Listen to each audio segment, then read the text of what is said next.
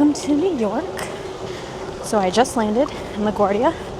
My bracelet broke in my carry-on, so I had to check it. I made sure my laptop was off, but so far so good. We landed early, and now I'm gonna go pick up my stuff and then head to my hotel. Okay, so I got lost a couple times.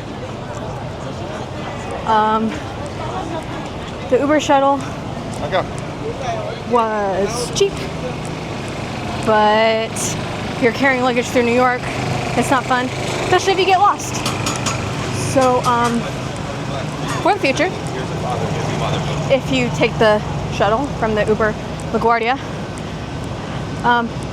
if you're in Terminal B, you go down one, not to the parking garage, unless you were taking a normal Uber, and then make sure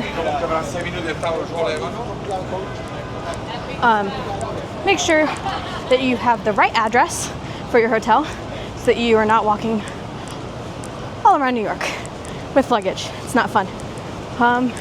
That's okay. Dropped off luggage. Going to Hamilton's house now.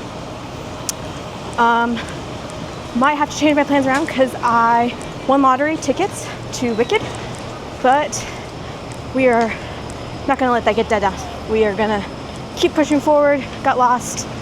Now we're on the right foot.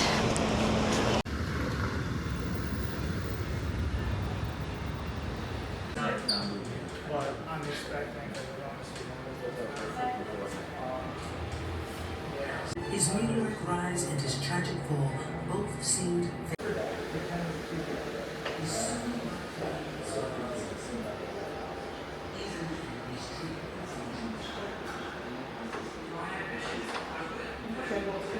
So I'm going to talk softly because there's a video going on behind me. But this is a mourning scarf for Alexander Hamilton. That was something they would do back in the time, you know, jewelry, pieces of hair, scarves, clothing, all that kind of stuff. And so this one honors Alexander Hamilton. So I'm just waiting right now. I'm actually going to do the tour of inside. It's at 2:30 though. I still got a couple minutes. But I thought I would come out here and show you guys the house. So, if you see in the description, I am a history buff. So I also thought I would come out and talk about some of my favorite Hamilton things. Probably one of my Hamilton stories.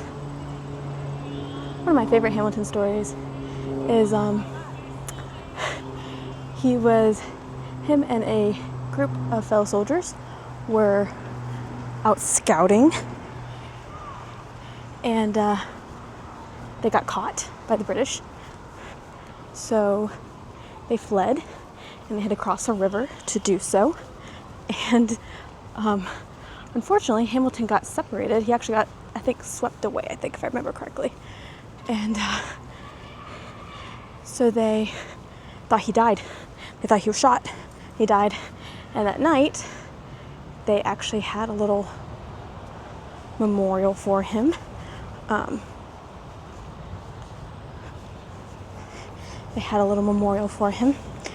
as they were toasting to Hamilton's honor, he walks in, covered in mud, perfectly fine.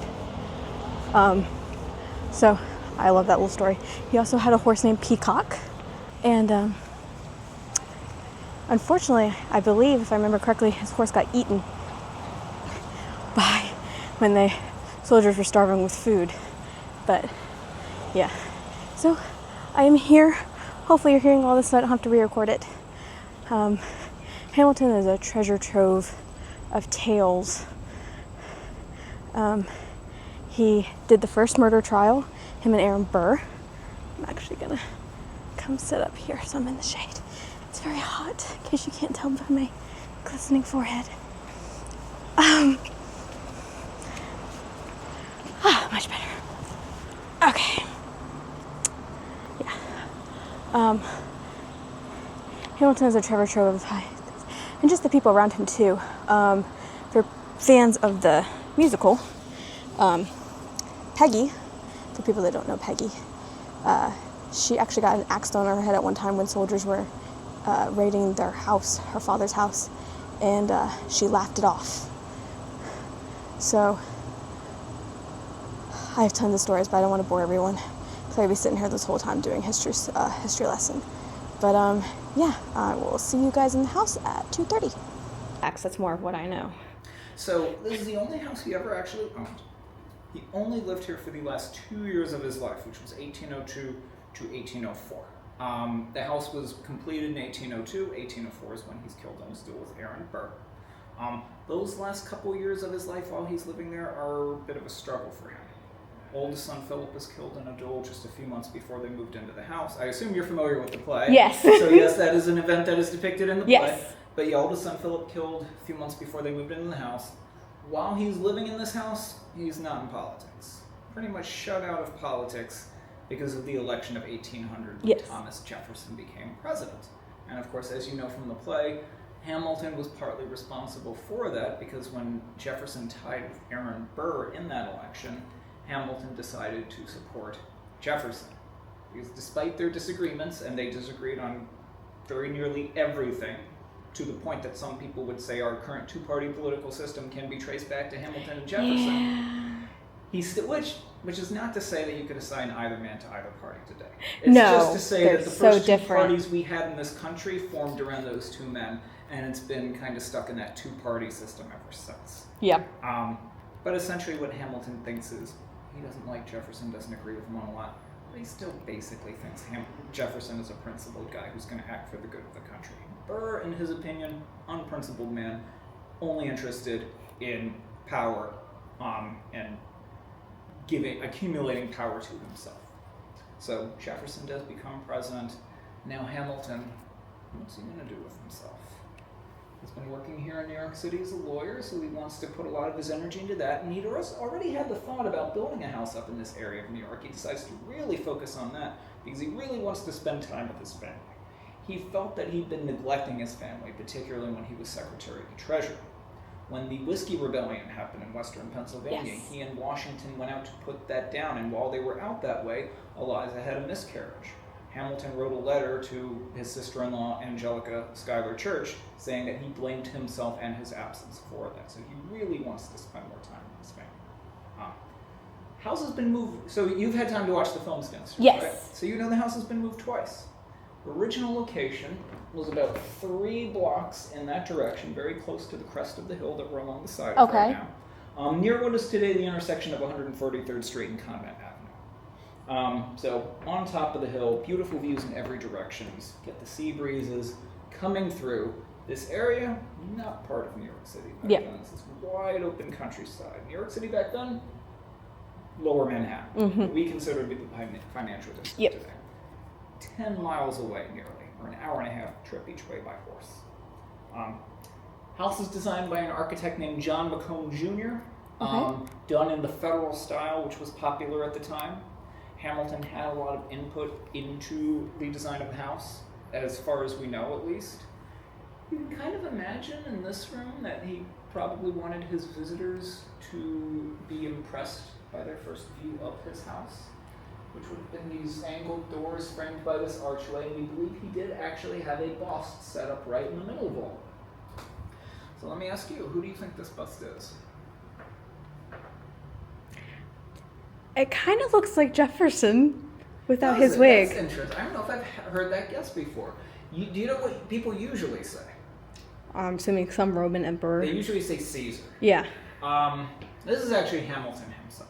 Oh, okay. It was kind of the style to get yourself done up looking like an ancient Roman. It's without his wig. That's why he's got the...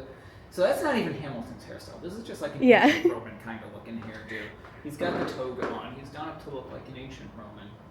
The bust was done by a sculptor named Giuseppe Carracci. He was Italian.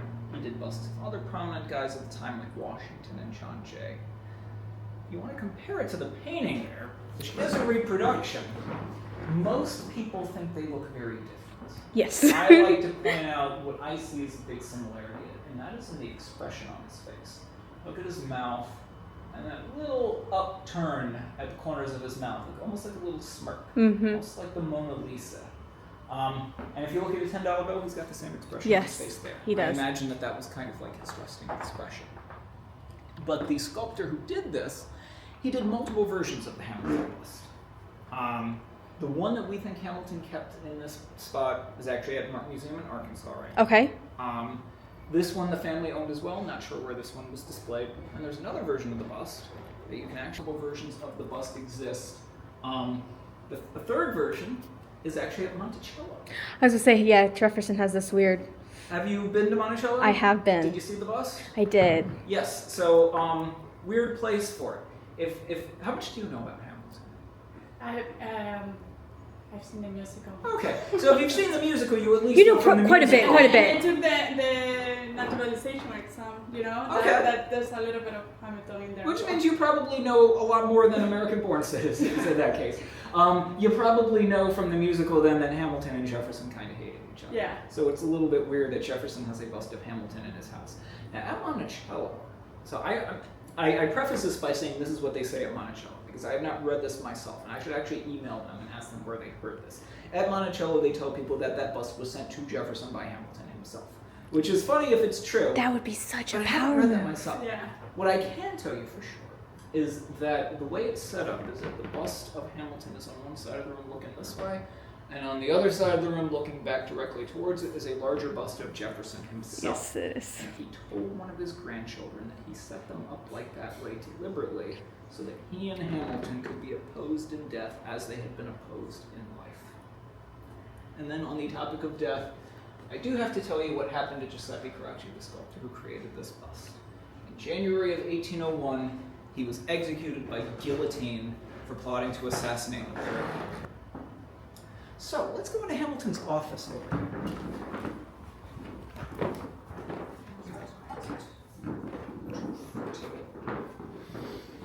So, while Hamilton's living here, yes, he is more or less out of politics, but he wants to get back into it very much, though. And he wants to remain politically relevant. So what sort of work is he going to be doing here? He is working as a lawyer these last 2 years of his life. Yeah, he only lived here for the last 2 years of his life, 1802 to 1804. So he is working as a lawyer. He wants to get back into politics, though. So he's trying to remain politically relevant. How does he do that? By writing political articles. That's something he's done going all the way back before the time of the American Revolution. He particularly likes writing nasty political articles about people he does not like Thomas Jefferson and John Adams and Aaron Burr.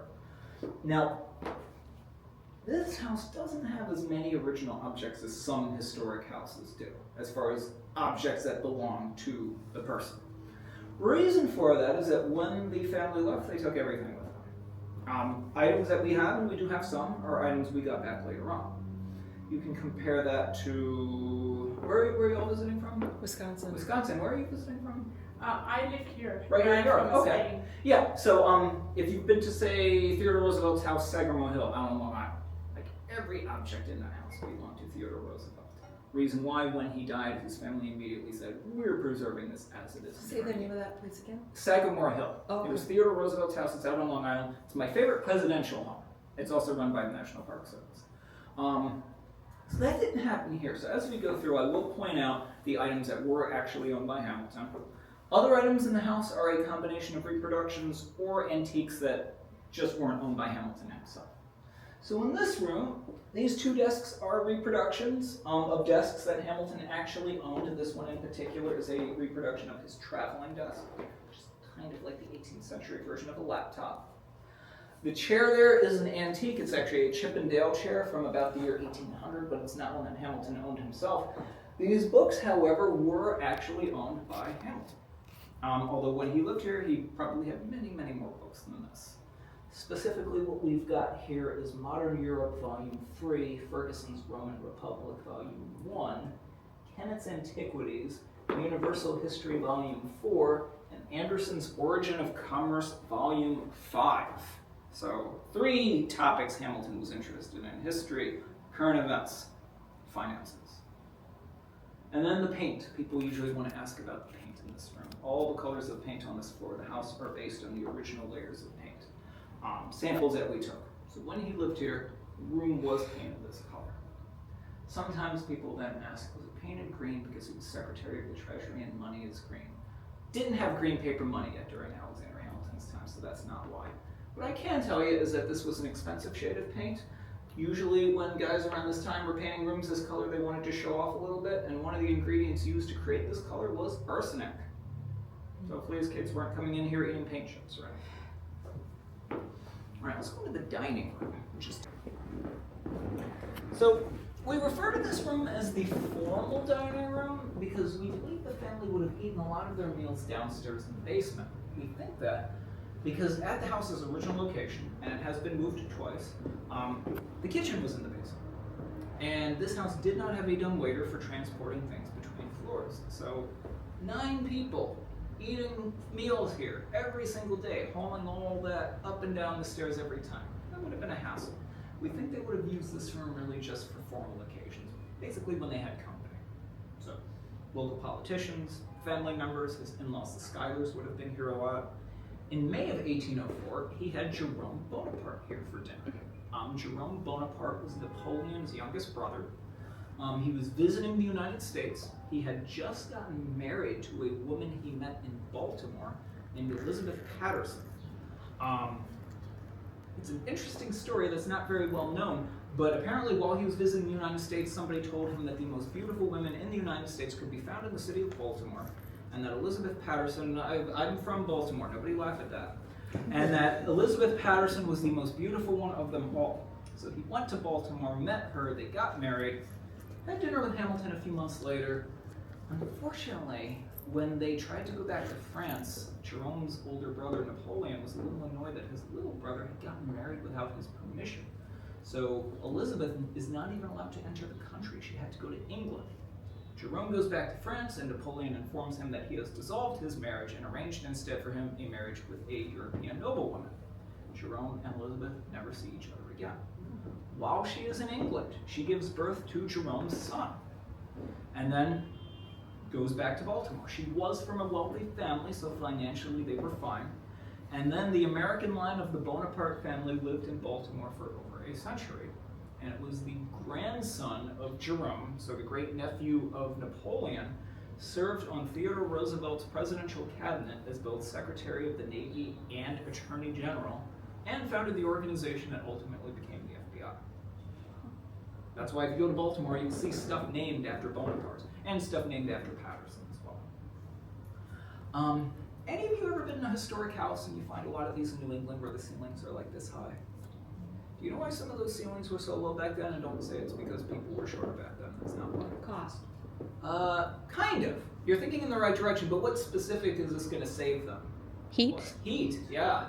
It's a great way to keep the heat in. What do you think this house would have been like in the wintertime?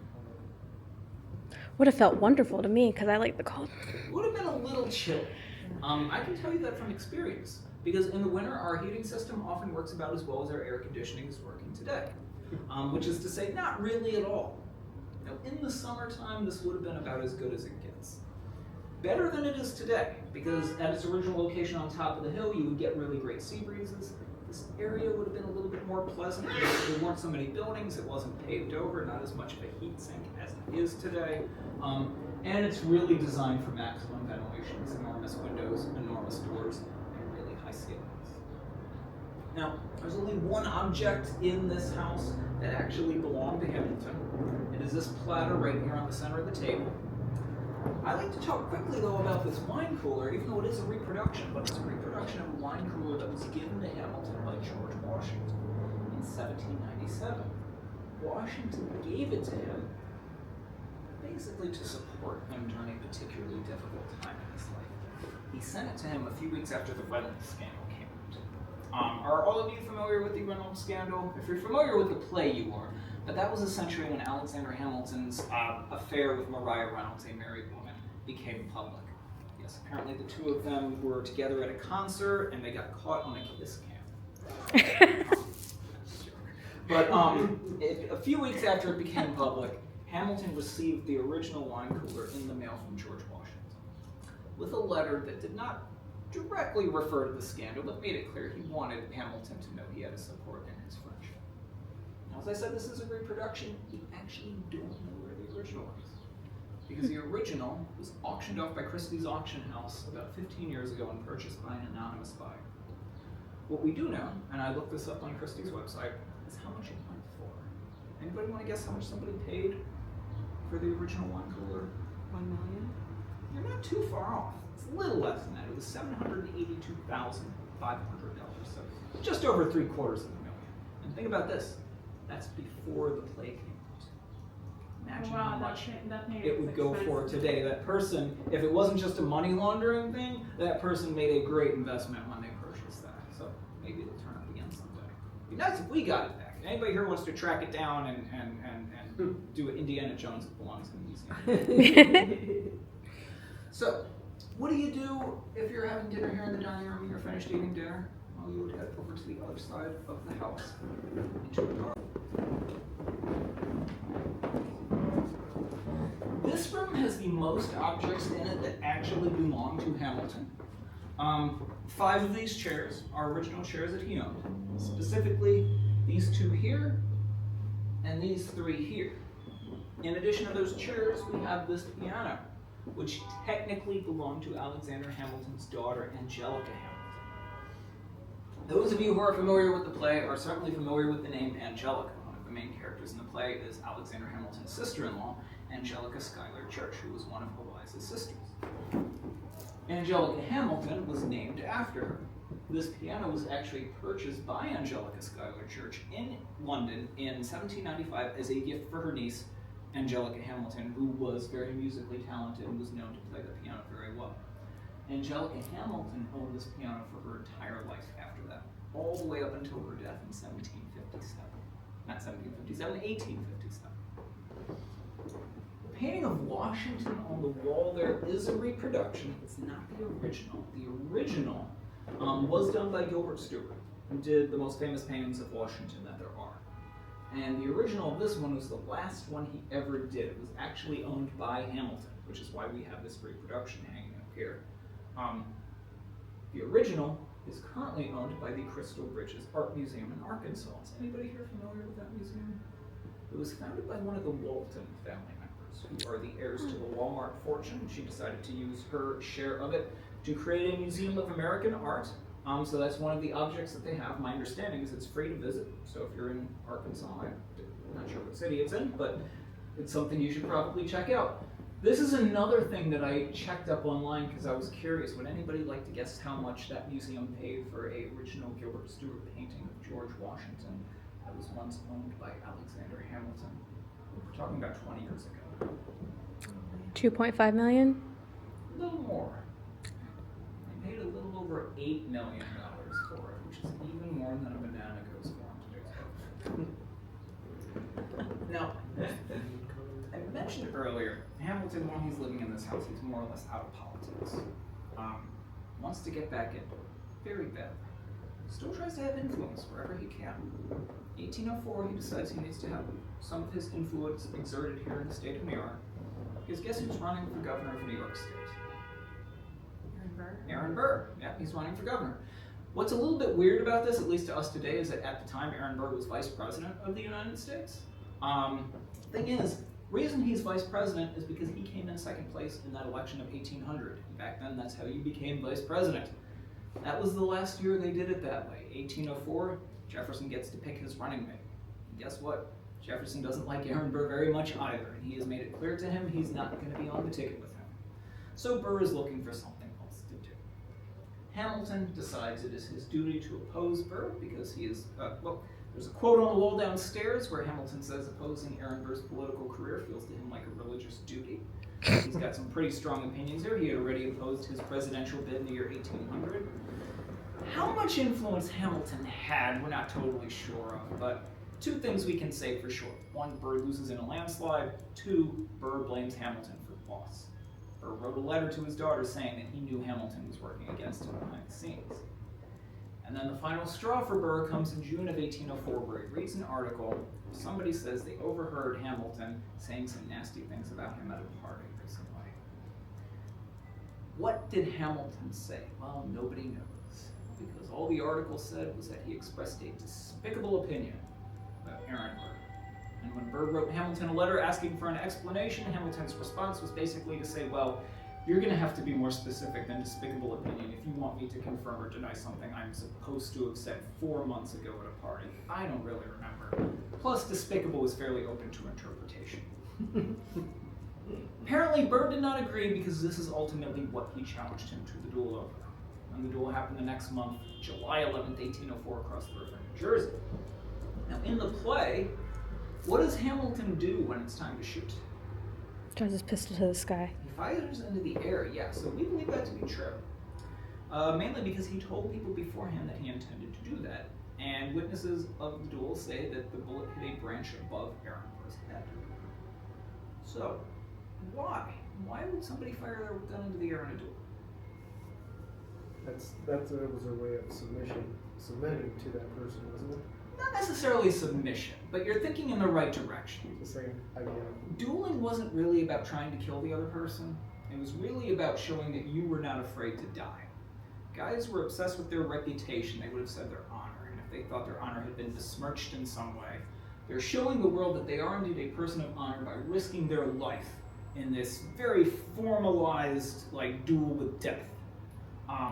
So what it's really about is demonstrating your manhood and your willingness to face death for your ideals.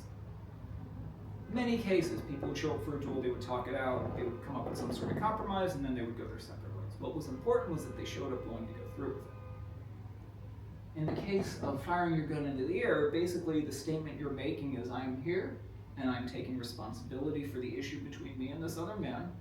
I'm not afraid to face death, but I don't want to harm that guy. And I'm showing him that, and the world that, by making this big show of firing my gun into the air. And usually when a man did that, the other man would stop the duel. In the case of Hamilton and Burr, it's possible Burr didn't even see which way Hamilton was aiming because they might have fired at almost the exact same time. It's also possible Burr just got his shot off first and Hamilton's gun went off into the air when he was hit. But regardless, Hamilton, we know, was mortally wounded. He died the next day, not in this house. They didn't think he would survive the trip back uptown. It was at the house of a friend's where he died. Burr was briefly indicted for murder in the state of New Jersey, and then they dismissed the charges because they said he could not be charged for murder in New Jersey because Alexander Hamilton died in New York. And if that doesn't sound like great reasoning to you, that is why people went to New Jersey to fight their duels. Everything's legal in New Jersey. Yeah, technically. Funny thing is, technically it was illegal, but it was known, it was a thing that was overlooked. The attitude was, this is something that gentlemen do, and we're not going to interfere in it. We're going to turn a blind eye. After his death, his family almost lost the house temporarily because he was in a lot of debt when he died. That debt came from the construction of the house, and if he had lived, it wouldn't have been an issue. He made decent money as a lawyer.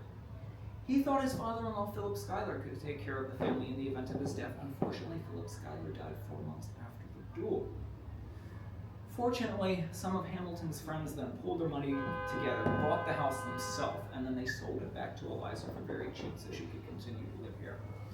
Eliza lived here for the next 29 years of her life.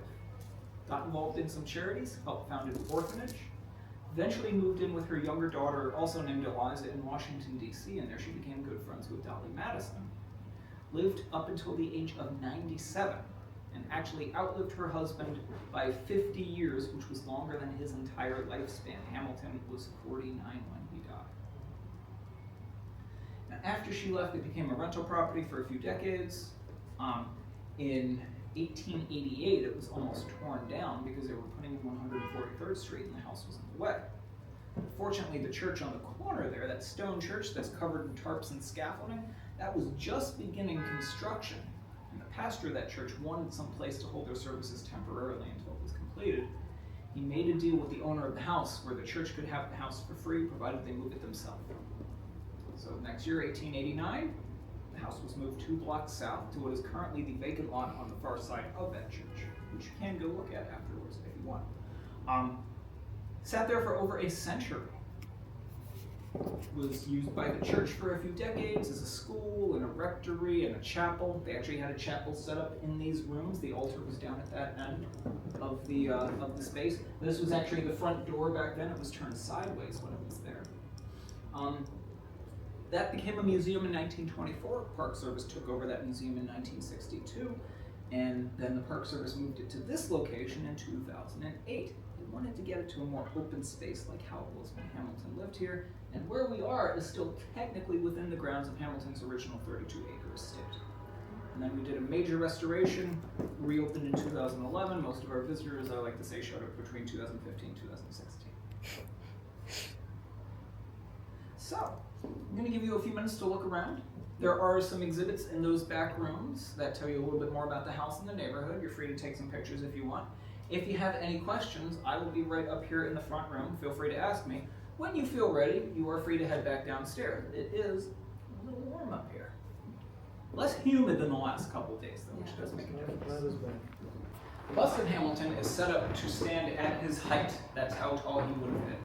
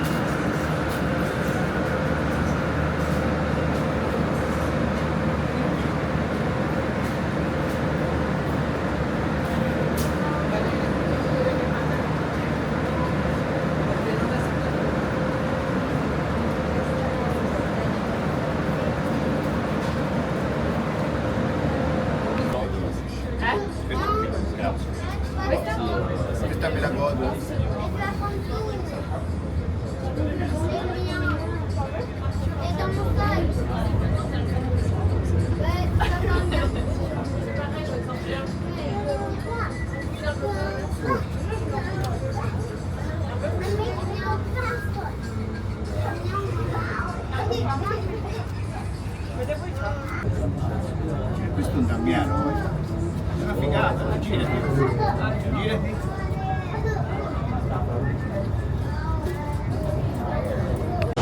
So normally I wouldn't record in the subway, but I was just walking around and look how cute these little people are. There's even like a lower level and everything. Look how cute. Sorry, just had to share.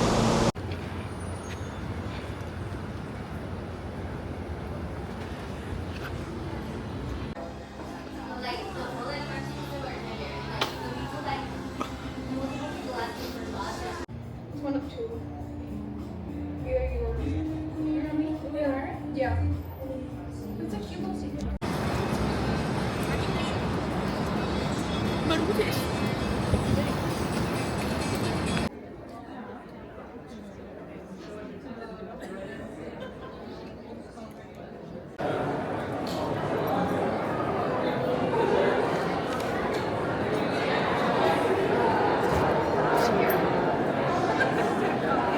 Alright, so I'm gonna have to get creative with this because I have my dinner in my hand, but I wanted to give you guys a walkthrough of my room because it's really nice.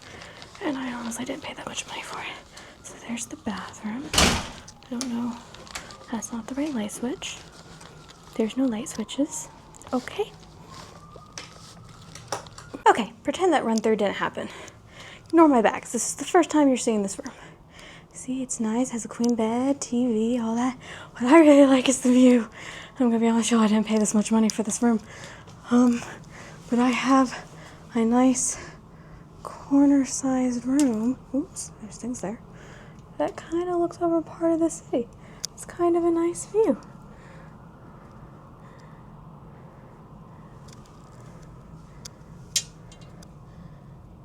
Alright. I fixed the lamp. I know I look a mess. I look being a mess. It's been a very long day. Almost nothing of this day went the way I wanted it to.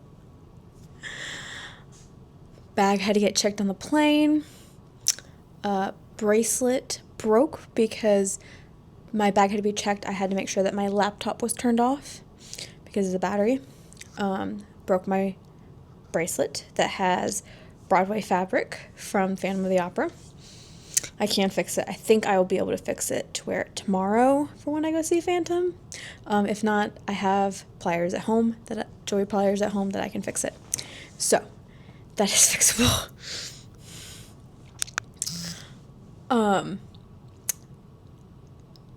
I got lost in New York. Yeah, when you go and try to get to your hotel, you might want to double check the address. So come to find out, there are two. I'm staying at the Millennium, Times Square Broadway, which is a gorgeous hotel. I stayed here in December with my grandmother, and I'm staying here again.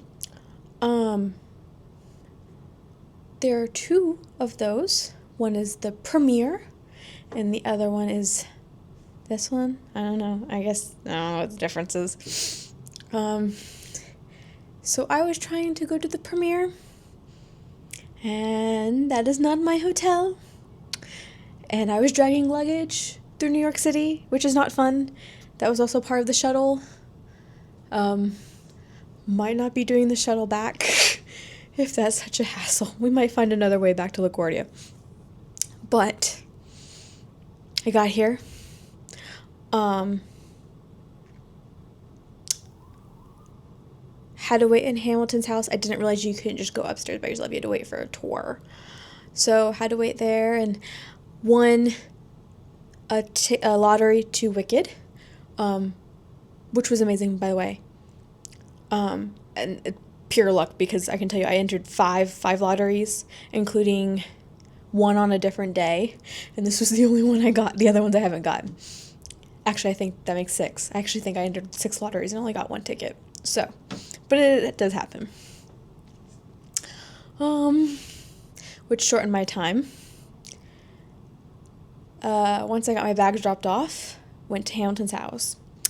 Did not go to the public library like I had planned. There's also statues right now along Park Avenue from 35th up to, I think, 40th. I don't know. I would have to check. That I was going to go see.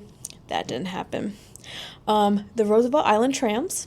I wanted to ride the tram across to Roosevelt Island and then ride the New York ferry from Roosevelt Island down to the financial district.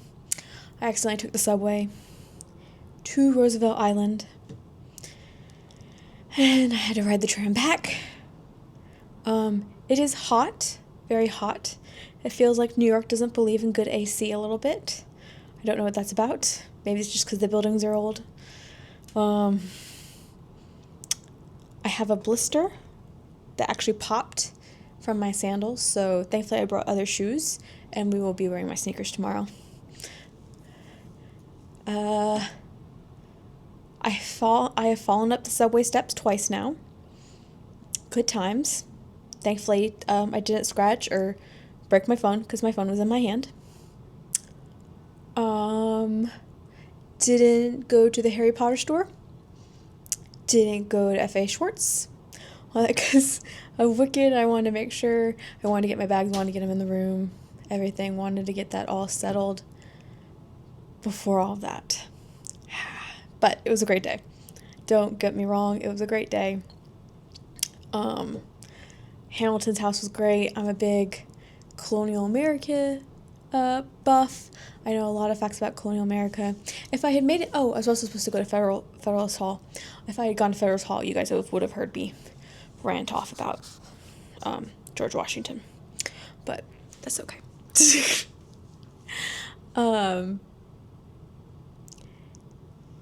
Did that, still got to ride the trams even though it was into the city instead of to the island. It's okay. Didn't die of heat stroke. That's always a plus. Got to see Wicked, which was amazing. However, let's talk a little bit about Broadway etiquette here. Because so many things, especially the couple that was sitting next to me, do not talk through the whole show.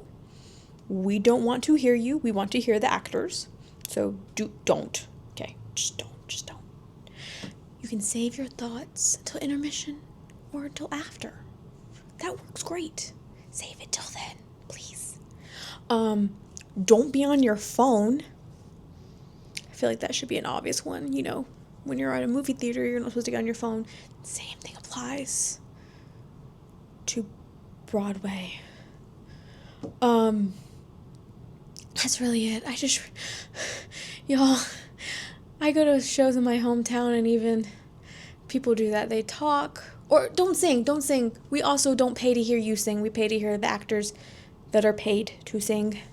I get it. I really wanted to belt out some of the songs with Wicked. However, I didn't, because people didn't pay to hear me sing. They came to hear the actors. So please don't sing. Okay?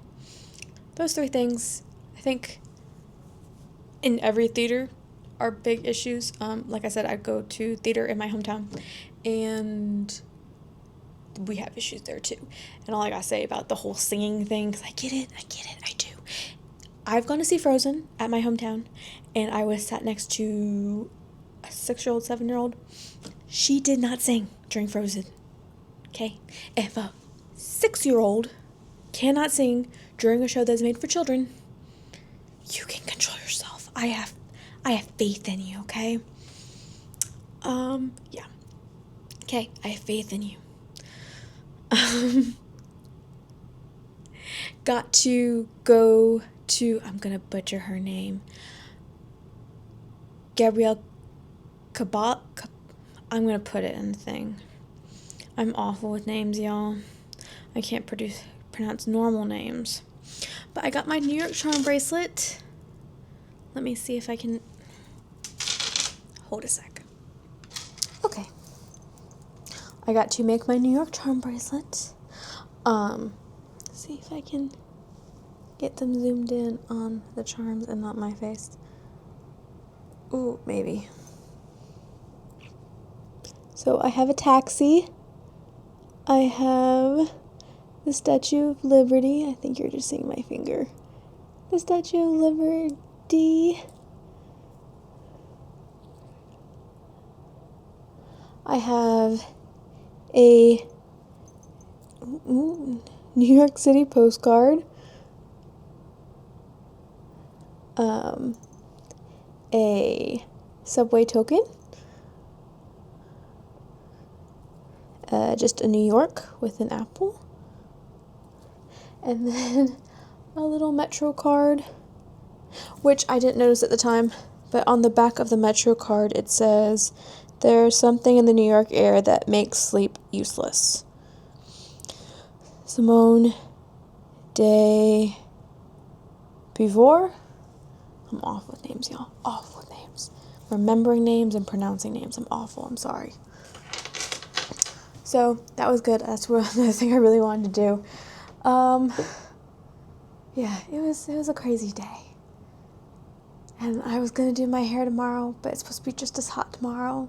So you guys are probably gonna see the ponytail again. And if you can't tell, I have a new camera. I was gonna make another video talking about, I was rebranding the channel, with a new name. It's not Zoe Goes anymore. It's Going with Zoe. Nothing rhymes with Zoe. Okay? Work with me here. And I have a new name. I redid intros, outros, the cover, the banner, everything. I redid everything. I also have a new camera. That's probably why you guys saw me more, and maybe my hand was steady. I got a new camera. My past trips have been cruises, and I don't really like vlogging cruises. That's why you guys also haven't seen anything. And I had on the last Disney trip, we went in February to Disney, and it was awful. Not the trip. The trip was great. But the video quality, there was one section where I was looking at some Broadway things for Disney Broadway, and you could see shaking, my hand shake because of my MG, so you could see the shaking, and it was low light, I guess. I wouldn't portray it as low light, but I guess the camera sensed it as low light. It was just awful. So I have a new camera. That's why the Hamilton footage is a a little interesting. But I have this, so this is the Osmo Pocket 3. So you guys will hopefully be seeing my face more, maybe. I'm trying a new style, I'm not used to talking to y'all while I'm at places. I usually just show y'all. But we're going to try something different. And this camera, like, I haven't really messed with the settings. I messed with them a little bit, but not a lot. So forgive me as I learn this camera. This is my first trip with it, and I am learning. So be patient with me, but this is a new experience. I feel like every time I go on a trip, I get a new camera. I also have my Meta glasses, possibly if I want to use them. Those are great. I use those at Disney. They do great videos. So I have those with me too. And I do have my GoPro just in case it rains, because the Osmo Pocket 3 is not waterproof. Just in case. But yeah, I am ready for bed. It has been a very long and tiring day. I am definitely ready for bed. I am going to shower. That's why I'm not sitting on the bed right now, because I was very sweaty and I don't want to get on the bed because I have to sleep there tonight. Ew. So I'm going to shower and paint my nails. Tomorrow is the New York Transit Museum. That's what I get to go see first. And then the Museum of Broadway, which I was supposed to go see last time, but we didn't have time. So when I came in December with my grandmother, we were supposed to go see it, but we didn't have time with our flight, and then going to see the Rockettes. So very excited for that. And then I get to go see Masquerade, which is the new Phantom of the Opera immersive experience here in New York. And all hoping I will get to see Hugh Pinero. For people that know, I'm cursed. Any of the any musician that I like, I've never been able to get a chance to see. Either they are dead or something happens and they don't come close to me where I can see them. Hugh Pinero, I have tried to see twice, as well as some other Broadway actors that I really like. I have tried to see them several times. Besides Drew Sarich. Sarich is in Europe, or at least all the plays I've seen him do when he advertises on his Instagram is in Europe. So that's not help for me. And a couple other Broadway actors I've tried to see, and yeah, it doesn't work out well. Either they like leave the show after I buy tickets, or something happens and I can't come see them. But hopefully I will break the curse tomorrow. It's gonna be a lot of fun. I can't show you guys any of it, but I will give a full report when it is all said and done. But I'm very, very excited. I have a dress, I have a mask, I have everything, all the 100% decked out. That's why I gotta paint my nails, so that I'm even more decked out. But yeah, that's the plan tomorrow, and I'm kind of excited. It's kind of an easy day, so hopefully it won't be too taxing like it was today. And I think the Museum of Broadway at least has air conditioning. I'm hoping the New York Transit Museum also has air conditioning. If not, it's early in the morning. And then Masquerade, I've heard different accounts. So, but thank you all for coming along with me today, and I shall see you tomorrow.